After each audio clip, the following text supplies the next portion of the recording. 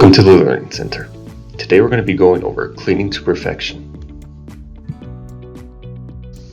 The purpose of the Cleaning to Perfection training program is to give you the techniques, tips, and knowledge that will make your cleaning business more efficient. To effectively train your team, you should tell about each step, show how to perform each step, do each step, and review each step.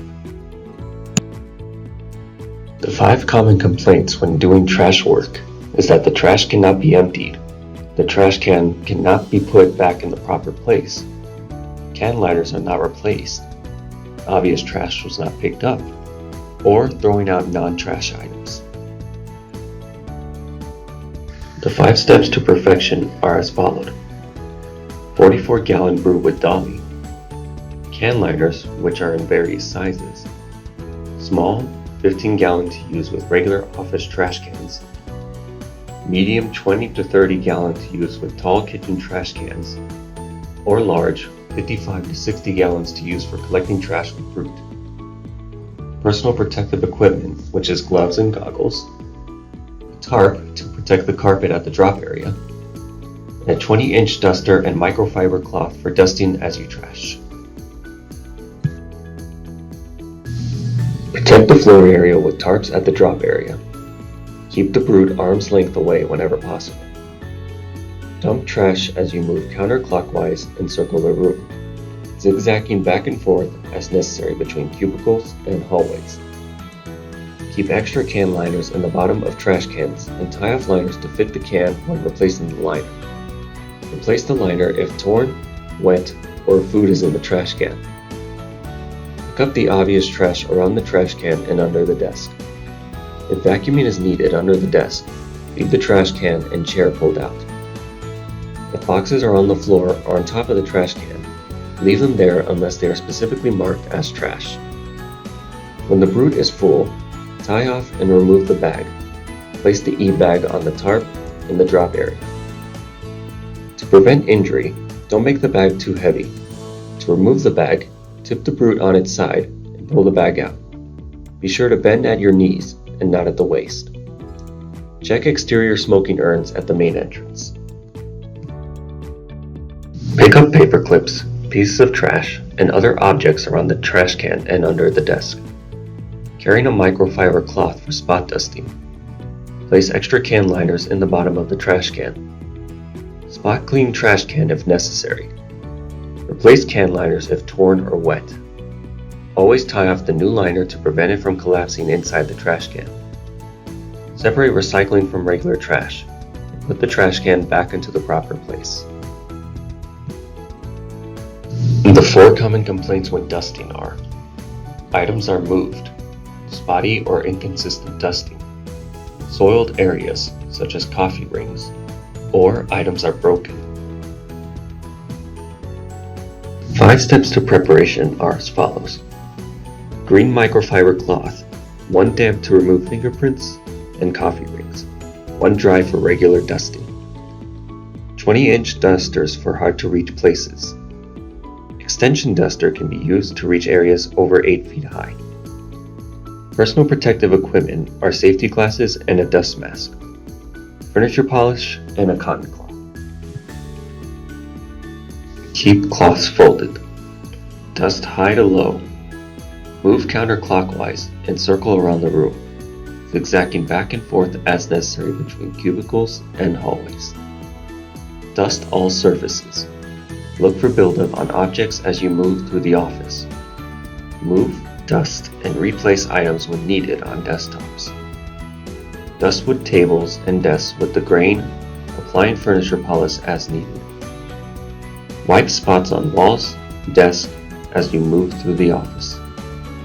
Rinse cloth when soiled, using only water.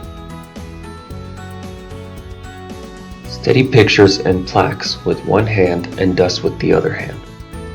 Don't forget hard to reach areas, such as behind computers, partition tops, door jambs, table legs, and chair legs. Look for buildup on objects when moving through the office. Computers and glass computer screens can be wiped down using a microfiber cloth.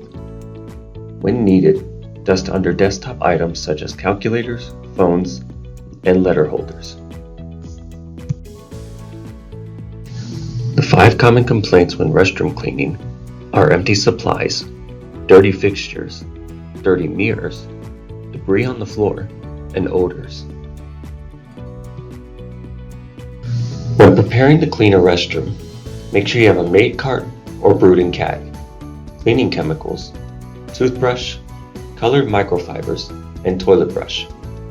Use color-coded microfiber cloths when cleaning. Yellow is for counter and sinks, red is for toilets and urinals, blue is for mirrors and polished stainless steel, and green is for dusting.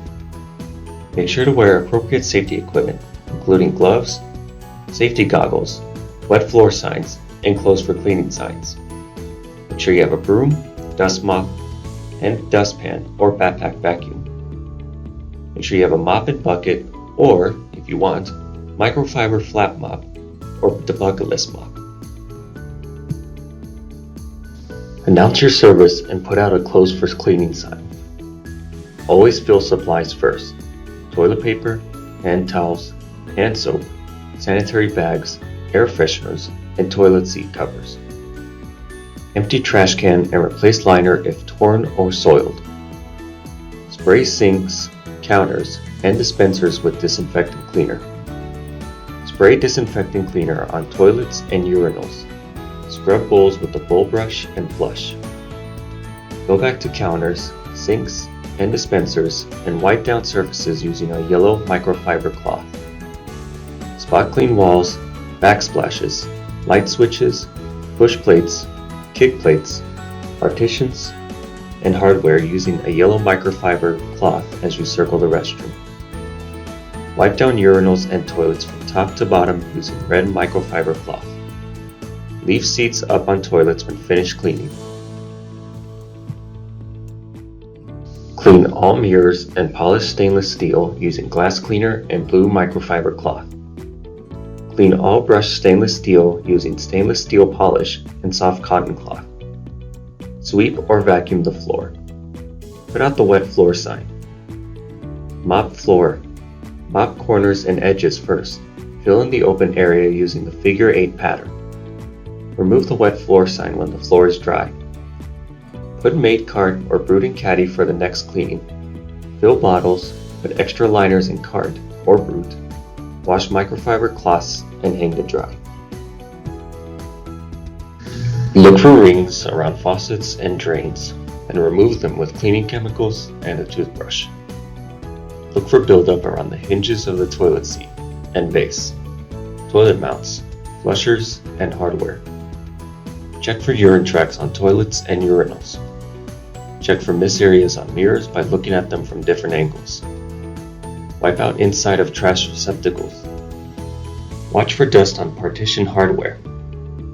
Check ceiling vents for dust. Wipe down door jambs. Clean push plates, kick plates, and baseboards. At least once a week, pour water down the floor drain to prevent odors.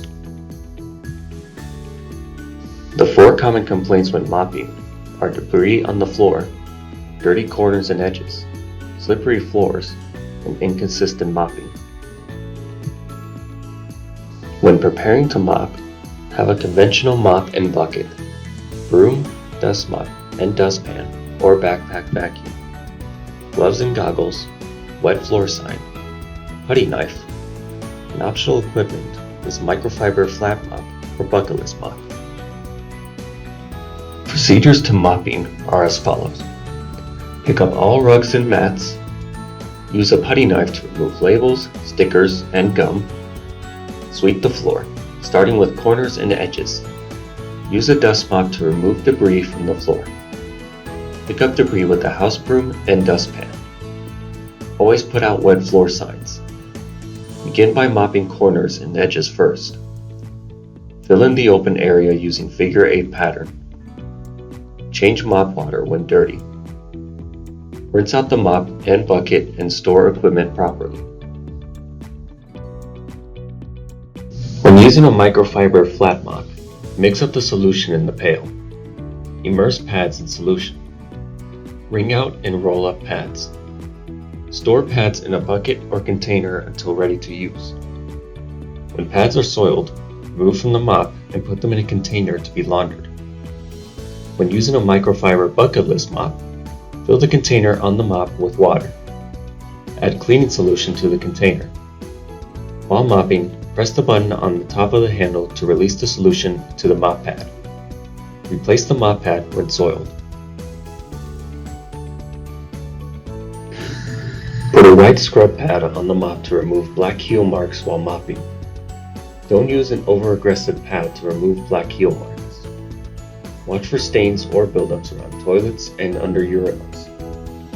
Check for debris on the floor. Make sure the floor is totally dry before removing wet floor signs.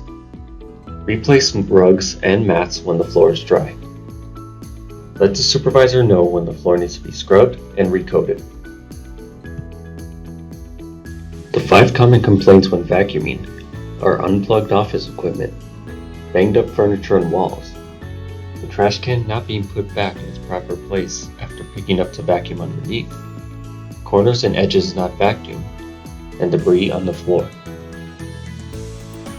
When preparing to vacuum, make sure you use an upright vacuum or backpack vacuum.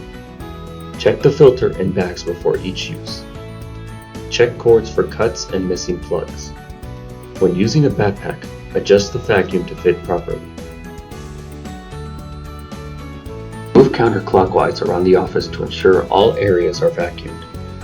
Keep slack in your cord. This will prevent ground plugs from being broken off. Vacuum corners, edges, and underneath desks as you work around the room. Move chairs up to the desk or table after vacuuming.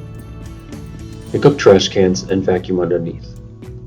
Vacuum mats, roll up, and vacuum the floor underneath the mats. Do not unplug electronic equipment when looking for a place to plug in your vacuum. When unplugging the vacuum, do not pull the cord, pull from the plug. Replace the vacuum bag when 1/3 is full. Lock out elevators. Vacuum and clean elevator tracks. Don't vacuum wet areas. Watch for trash not emptied and be sure to put the trash can back in place. Move chairs up to the desk after vacuuming. Spot vacuum furniture. Turn off lights as areas are finished. Wipe down equipment, replace bags, and clean filters when needed. Store vacuum and attachments properly. Thank you for joining us on this Learning Center presentation.